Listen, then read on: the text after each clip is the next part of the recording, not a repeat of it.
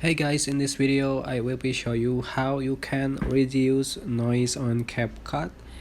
So in CapCut there is a feature to reduce noise. If you have a video with a lot of noise, you can fix it with CapCut. So tap on your project, select the video with the noise you like to edit, and for example I already have one video here and you can listen. This is the video zone,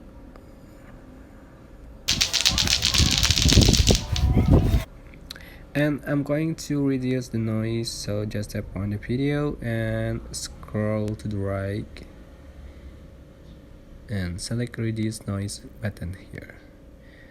So just enable for reduce noise and just click check mark, so you can listen again the zone after reduce noise, and even isn't significant, but it sounds better than before, I think. So I hope this tutorial was helpful for you. Don't forget to click like, comment, share, and also subscribe. Thank you so much for watching.